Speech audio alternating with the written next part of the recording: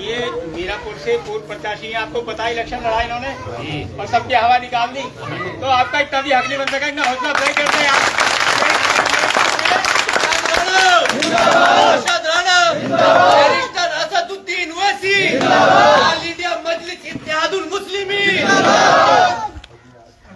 सम्मानित साथियों, सभी मेरे बड़े और सभी मुझसे ज्यादा समझदार और सभी युवा दोस्त यहाँ पर बैठे हैं। कोई चेहरा ऐसा नहीं मुझे ना जानता हूँ, क्योंकि 2022 में आपके बीच में विधानसभा चुनाव लड़के गया हूँ यहाँ से। अगर उस वक्त भी तुम मेरा साथ देते तो आज वो लोग हावी ना होते आपके ऊपर। थोड़ा सा साथ देते अगर, तो उन्हें रास्ता ना मिलता जिस तरह का रास्ता आपने दिया है ना। तो ये कमियां, ये खामियां हमारे अपने अंदर है। हमने अपनी राजनीति और अपनी नेतृत्व को दफन कर दिया है। आज के वक्त में अभी एक होमगार्ड आ जाए, सारों को लेके चलते, किसी की औकात नहीं, कोई पूछा कहता मैं लेके जा रहा। गलत कह रहा क्या भाई है? और जब नेता के पास जा रहे तो क्या करे भाई, ना मुल्लाओं ने भी तबाही कर लिया भाई। अगर एक फोटो खींच लो जाके उसके साथ में तो ठीक है, फोटो खिंचवा के आ रहे, फोटो खिंचवाने तक तो तुम्हारा जुगाड़ ठीक है। हाँ भाई सेल्फी ले आए, आज फला मिल गया था, आज फला विधायक मिल गया था और अपना जुगाड़ हो गया। अरे बुलाओ भी हमें, बड़े तगड़े तगड़े नाश्ते करो, बड़े तगड़े तगड़े स्वागत करो, और जब चुनाव चले बड़े तगड़े तगड़े रुपए से उन्हें चंदा दो, और जब चुनाव पूरा हो ले तो घर में रोशनी कहाँ हो और किसके चूल्हे में औंधे पड़े हुए हो, ये तुम्हें सब चीजों का पता है। लेकिन इसमें किसी की गलती नहीं है भाई।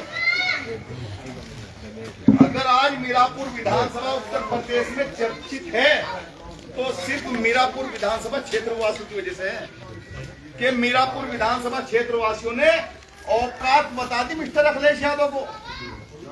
जिस दिन सड़कों पर रेंग रहे थे ना मिस्टर अखिलेश यादव 18 तारीख को, तो अरशद राणा का लीडर बैरिस्टर असुद्दीन ओवैसी साहब ककरो गली के अंदर 1 लाख प्लस आदमी लेके बैठा हुआ था। आपने रैली देखो। और हमने 17 तारीख में ये कहा था कि 18 तारीख को फैसला हो जाएगा कि किसके पास कितना सौदा है। 500 आदमी नसीब नहीं हुए थे, 500 आदमी। कभी हेलीकॉप्टर मिस हो गया, कभी गाड़ी मिस हो गई, कुछ पता ही नहीं था। मेरे नेता ने कहा कि भोग और धुएं को तो हवा में उड़ा देंगे, अगर मुझे पैदल भी चलना हुआ अपनी कौम के सम्मान में, मैं मीरापुर पहुंचने का काम करूंगा। नेता आए थे मेरे, आपने देखा होगा साथियों। तुम्हारा मेरा मुकदमा चल रहा है, ठीक है, ध्यान दियो बस सब मेरी बात पे। मुकदमा अगर तुम जीतोगे, मैं हारूंगा, तो मकान तुम्हारा बनेगा या मेरा बनेगा? तुम्हारा बनेगा। मुकदमा तो तुम जीतो, मुकदमा मैं हारू, है नफा नुकसान दोनों का हो, और मकान तीसरा बना ले। ये कौन सा इंसाफ है बाबा? है भाई, वो कौन सा इंसाफ है? भाई बीजेपी से तो मैं लड़ू, बीजेपी के सामने मैं डटू, बीजेपी के मुकदमे सरकार में मैं लगवाऊं, बीजेपी की सरकार में लट में खाऊं, बीजेपी के लिए आगे तुम्हारे लिए आड़े में आऊं, और मुकदमे भी मैं ही खाऊं। है मेरा कसूर क्या है कि तुम्हें मैंने वोट दिया, तुम्हें मैंने विधायक बनाया, तुम्हें मैंने सांसद बनाया, ये और कोई भी कसूर है भाई? भाई आज के टाइम में इस एक मजबूत तबका, इसका कसूर क्या है? अगर तुम्हारा मेरा झगड़ा चल रहा है, चचा बीच में आके तुम्हारी तरफ खड़े हो जाएंगे, हैं? सपोर्ट भी चचा तुम्हें करेंगे और नोट भी तुम्हें देंगे, और पीसेगा भी चचा ही बाद में। तो इस चचा का कसूर है जो बीच में आके तुम्हें जिता रहा है? खुदा की कसम दरी बिछाने मत कर दो। अरशद राय साहब कमरे से बाहर आ जाओ। साथियों, जब तक लोगों के झंडे उठाते रहोगे, देखो मैं आज तुम्हें एक बात बता रहा हूँ, हमारे नेता बैठे सारे बात करेंगे, मैं कोई बात नहीं देता किसी के बीच में जाके, मैं करता हूँ दिल से बात। जिस तरह मैं तुमसे बात कर रहा हूँ, इस तरह तुम मेरे भाई हो, चचा हो, बड़े हो, परिवार के हो। खुदा की कसम एक आदमी खड़ा होकर यूं कहो कि ऑल इंडिया मजलिस इत्तेहादुल मुस्लिमीन गलत है, उसका नेता गलत है, अब यही पार्टी छोड़ दूंगा।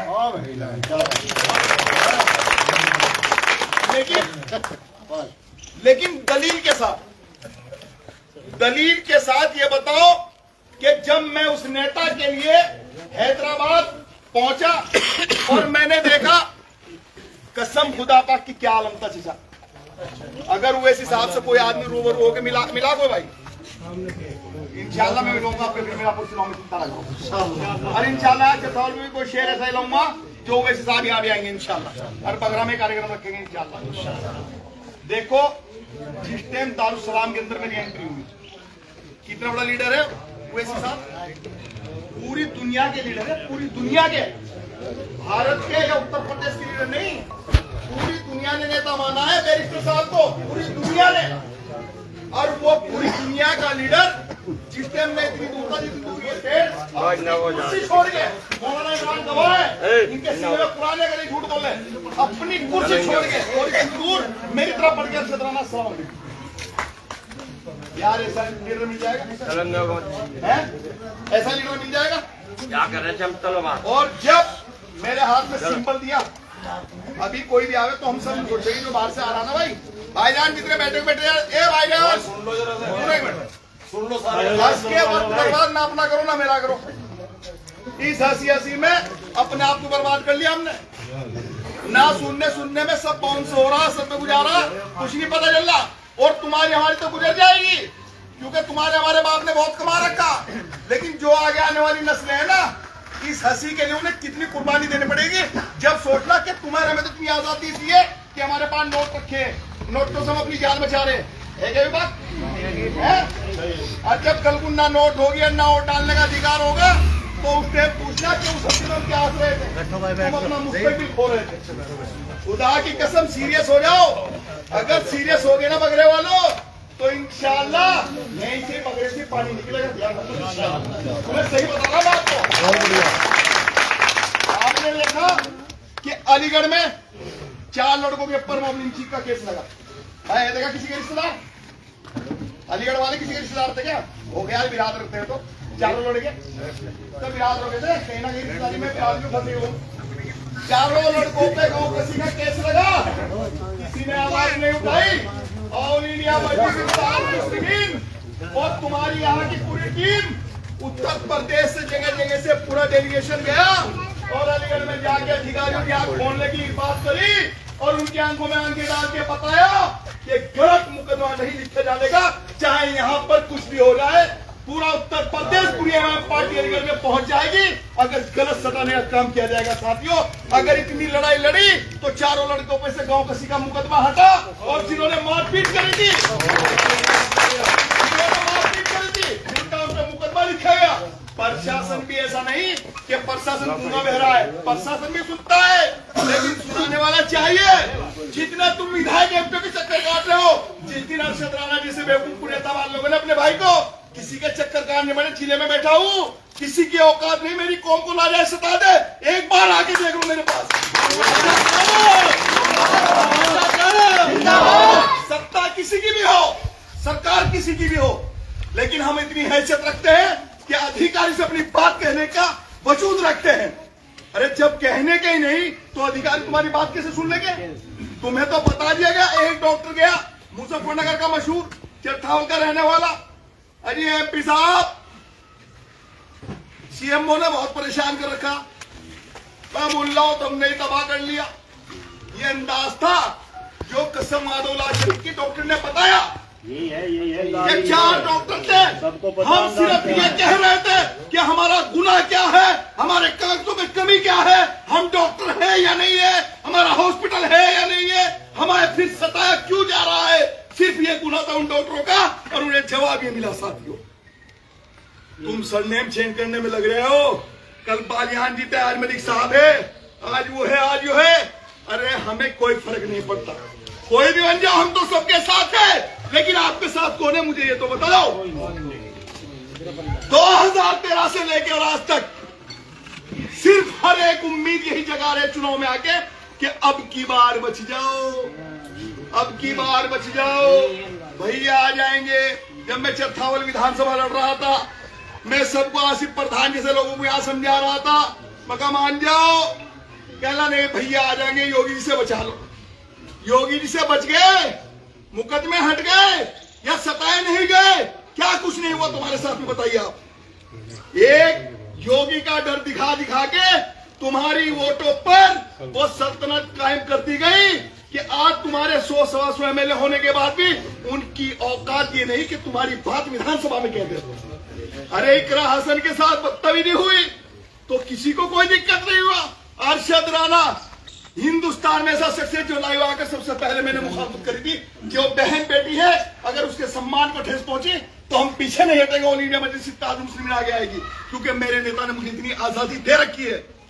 और अगर एक दूसरी महिला के लिए सर नंगे कहने की बात भी कर दी कि मस्जिद में अगर सर खुला ना बैठना चाहिए तो उसको थप्पड़ मारा जा रहा है सरेआम डिबेट के दौरान।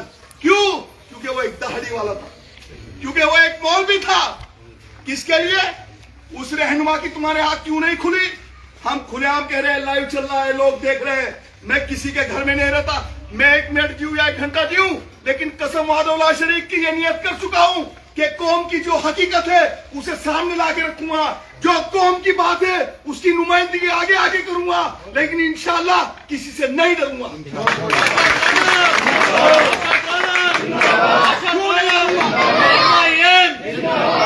क्यों नहीं डरूंगा?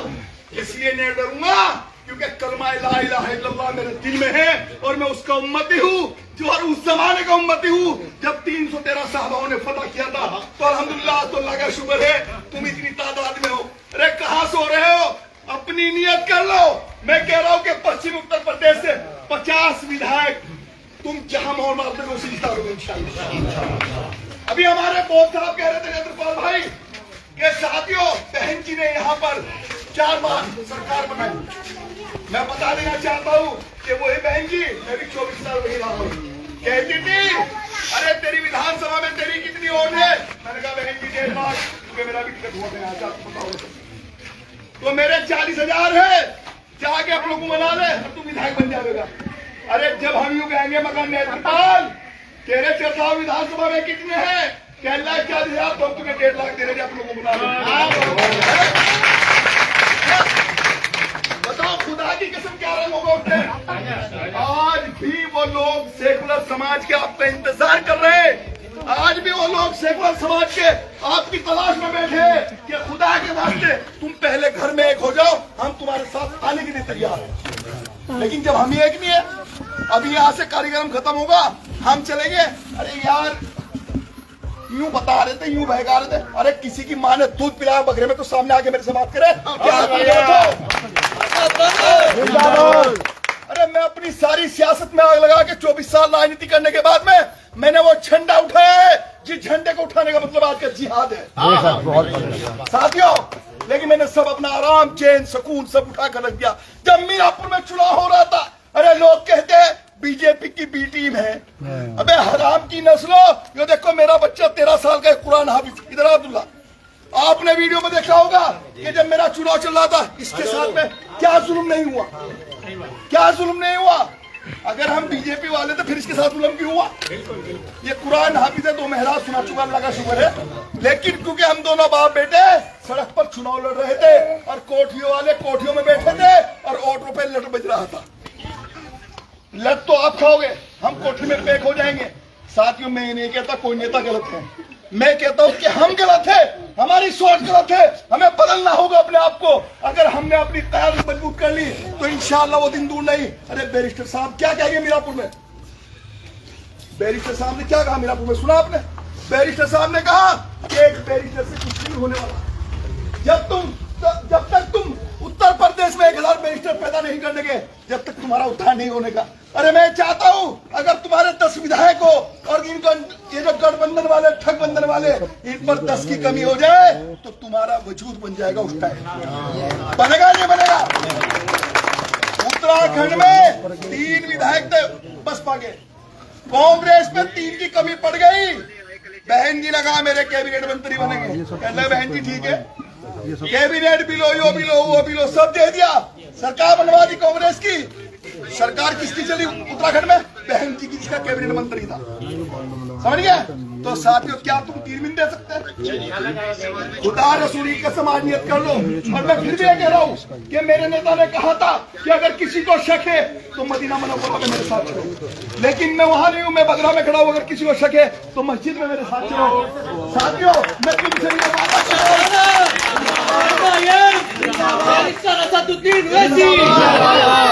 हमारे पे जुल्म तो हो रहा है ना भाई, जुल्म झेल रहे भाई, क्योंकि हमने अपने नबी की हदीसों से सुना है कि जब अक्सरियत होगी लेकिन हमारे ईमानों में इतनी कमजोरी होगी कि हम साथ को अपनी बात कहने लायक नहीं रहेंगे। लेकिन खुदा के वास्ते समय कम है। मौलाना इमरान का मेरे पास आदेश आ गया, नहीं असर के अज़ान का टाइम हो रहा है, सर में मेरे खिलाफ देख से भाई, इंशाल्लाह फिर आऊंगा आपके बीच में।